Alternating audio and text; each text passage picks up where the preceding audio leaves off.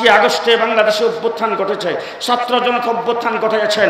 শেষ কথা আমি আপনাদের সামনে বলতে চাই, দেশ ছেড়ে চলে গেছেন ধর্ম নিরপেক্ষতাবাদের কলঙ্ক, দেশ ছেড়ে চলে গেছেন নাস্তিক মুরতাদের আদর্শদের বাস্তবায়ন করতে চেয়েছিল, দেশ ছেড়ে চলে গেছেন ভারতীয় আদর্শ যারা প্রতিষ্ঠা করতে চেয়েছিল, দেশ ছেড়ে চলে গেছেন ইসলাম বিরোধী আলেম ওলামা বিরোধী যারা, তারা দেশ থেকে চলে গেছেন। এবার যদি আবার কোন বিপ্লবের ডাক আসে দেশে ইসলাম প্রতিষ্ঠার জন্য 5ই আগস্টে যেভাবে রক্ত দিয়েছি সামনে সেইভাবে রক্ত দিতে প্রস্তুত। কে কে প্রস্তুত? আল্লাহ তাবারক ওয়া তাআলা 1,24,000 নবী পৃথিবীতে প্রেরণ করেছেন। আমার নবীকে আল্লাহ পাক শ্রেষ্ঠ নবী এবং শেষ নবী হিসাবে নবী প্রেরণের ধারাবাহিকতায় সর্বশেষ পৃথিবীতে প্রেরণ করেছেন। কিয়ামত পর্যন্ত আর কোনো নবী পৃথিবীতে আগমন করবে না। আদম আলাইহিস সালাম থেকে শুরু করে হযরত ঈসা আলাইহিস সালাম পর্যন্ত আজকের এই মঞ্চে বিজ্ঞ উলামায়ে কেরাম বসে আছেন। বিশেষ করে বাংলাদেশের উজ্জ্বল নক্ষত্র প্রখ্যাত মুফাসসিরে কোরআন শাইখুল হাদিস শাইখুত তাফসীর হযরত মাওলানা হাসান জামিল সাহেবও বসা আছেন। আমার কথা যদি আপনাদের বিশ্বাস না হয় অথবা আমি একজন ছোট মানুষ হিসেবে যদি গ্রহণ না করেন, তাহলে উনি যেহেতু আমার পাশে আছেন এই জন্য আমার কথা বলতে একটু সাহস হয়েছে। উনি যদি মাথাটা এইভাবে লাড়া দেয় আপনারা বলবেন এটা ঠিক না, আর যদি উনি এমন করে তাইলে বুঝবেন যে এটা ঠিক।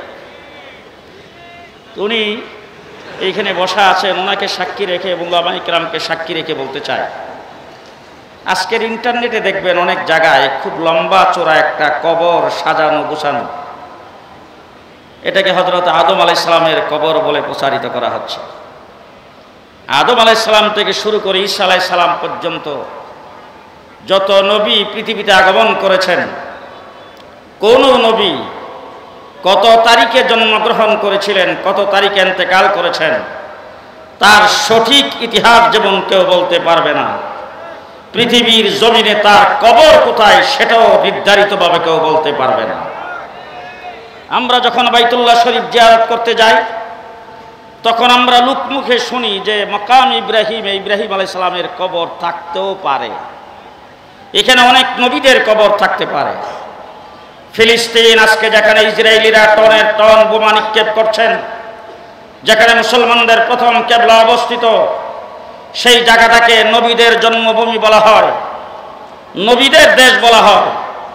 সেখানের মাটির নিচে অনেক নবী শুয়ে আছেন, তবে কে কোথায় আছেন সেটা কোনো নির্ধারিত নাই।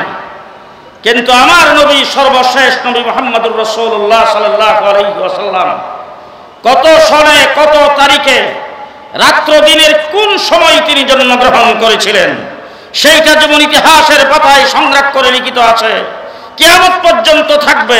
তেমনি করে আমার নবী কোন তারিখে ইন্তেকাল করেছেন, কোন সময় ইন্তেকাল করেছেন, ইন্তেকাল করার সময় তার কাইফিয়ত কি ছিল, তিনি কি করতে করতে আল্লাহ পাকের ডাকে সাড়া দিয়েছেন, তার ইন্তেকালের পরে অবস্থা কি হয়েছে, তাকে কোথায় দাফন করা হয়েছে সেটা নির্ধারিত আছে না নাই?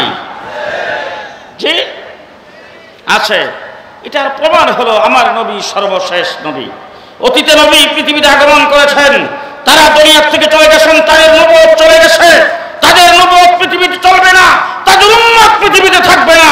সুতরাং উম্মতের সঙ্গে নবীর কানেকশনের কোনো প্রয়োজন নাই।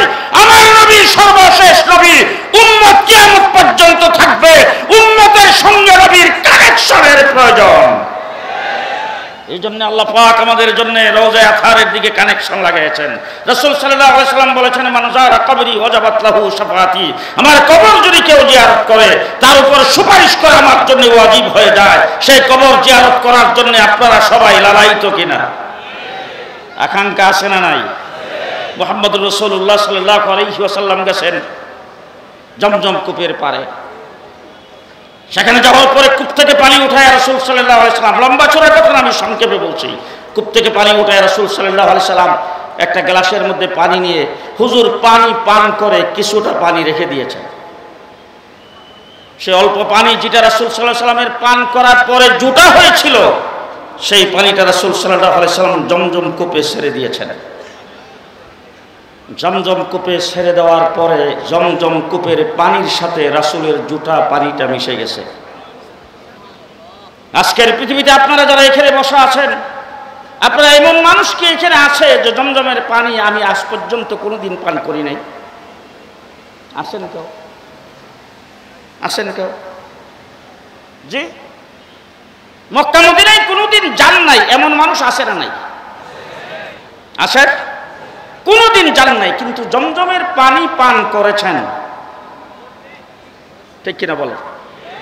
জি, তাহলে জমজমের পানি যারা পান করেছেন, হযরত ইসমাঈল আলাইহিস সালামের পায়ের দশায় বরকতময় সেই কূপ জারি হয়েছিল, কিয়ামত পর্যন্ত সেটা জারি থাকবে।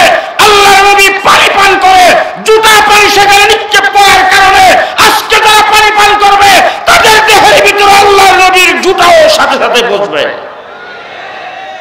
মুহাম্মদুর রাসূলুল্লাহ সাল্লাল্লাহু আলাইহি সাল্লামের সঙ্গে আমাদের কানেকশন আছে না নাই? কি বলেন, আছে না নাই?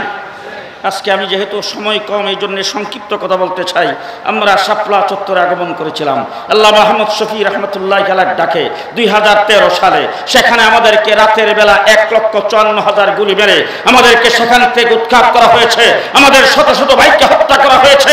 সেই জায়গায় আমরা আগমন করেছি আল্লাহর নবীর সিরাতকে বাস্তবায়ন করার জন্য। আমরা রক্ত দিয়েছি রাসূল সাল্লাল্লাহু আলাইহি সাল্লামের সিরাতকে বাস্তবায়ন করার জন্য। এই জন্য ঐক্যমত কমিশনের মিটিংয়ে প্রধান উপদেষ্টার সামনে সেখানে যখন সর্বপ্রথম মিটিং হয়, সংস্কার নিয়ে যখন কথা হয়, আমি সেখানে দাঁড়িয়ে তখন বলেছিলাম সংস্কার যারা করবেন, 11টা সংস্কার কমিটি গঠন করা হয়েছে। প্রত্যেকটা কমিটির প্রধান এবং সদস্যদেরকে সংস্কার করার আগে 1 নম্বরে মাথায় রাখতে হবে দেশটা মুসলমানের দেশ। আমার দেশ মুসলমানের দেশ হিসাবে আমরা আজকে সিরাতুন নবীর আলোচনা সেখানে করছি। আমরা ওয়াজ মাহফিল ইসলাম সম্মেলনে সিরাতের আলোচনা করি।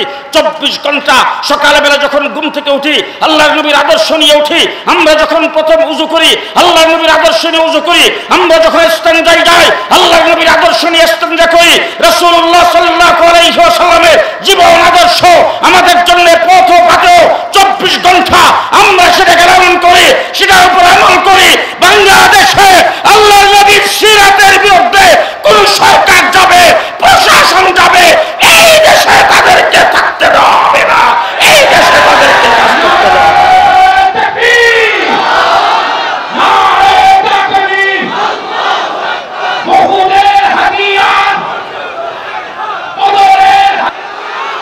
নাসরুম মিনাল্লাহ, ফাতহুন করিব, আবাশশিরিল মুমিনিন। আসসালামু আলাইকুম।